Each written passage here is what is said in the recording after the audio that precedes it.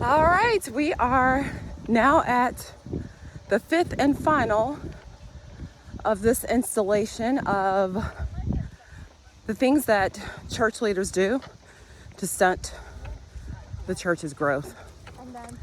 And this is particularly timely because the fifth and final thing, really, which I think I did in reverse chronological order. So this will be the number one reason. And that is they fail to make provisions for the longevity of the church. And let me tell you what that means. That means that there's not a succession plan for the top leader, nor for any others in leadership roles. We are in a day where we know that there are fewer leaders entering the ministry than those exiting, right?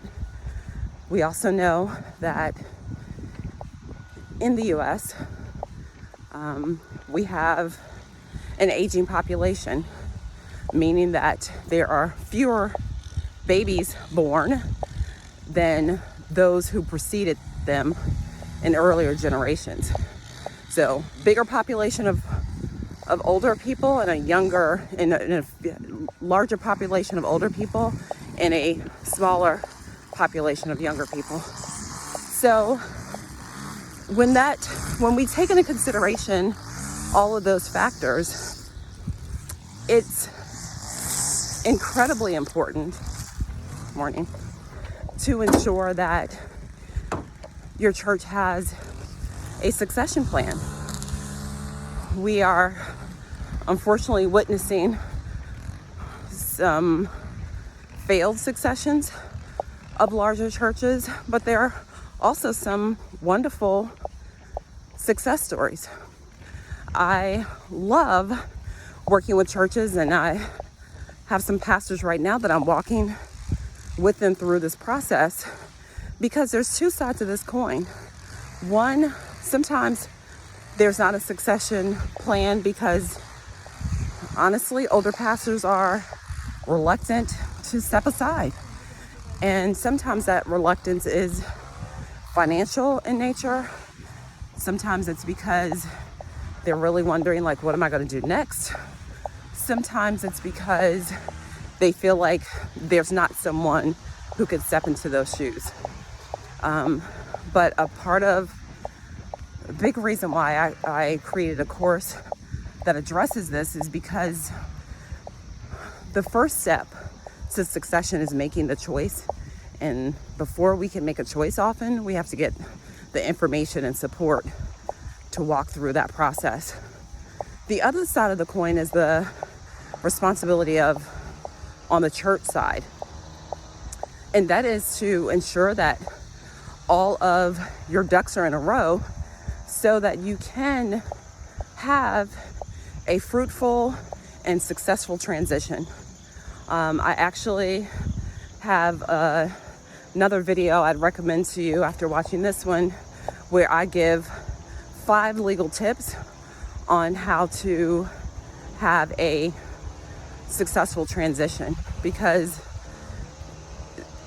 succession lives in a legal ecosystem, and it's really important that we have both our spiritual process in place, the financial component, and also the legal component. So when churches don't have a succession plan and they don't have this process in place, then it leads to chaos. It's like the pastor, who is the figurehead of the church generally,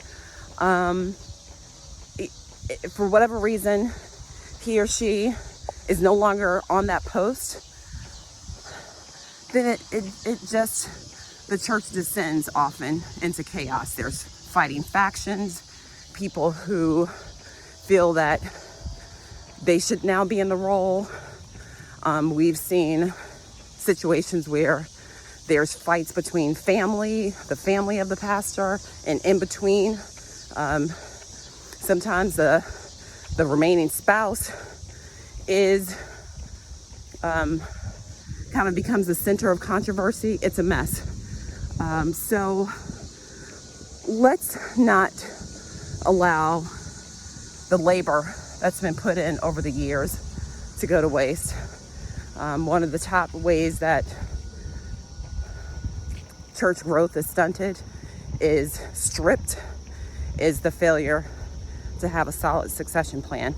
So check out my other video on this topic, because it's important for everyone to hear these legal insights, the needed legal insights at the same time. And we're going to be diving into this issue of succession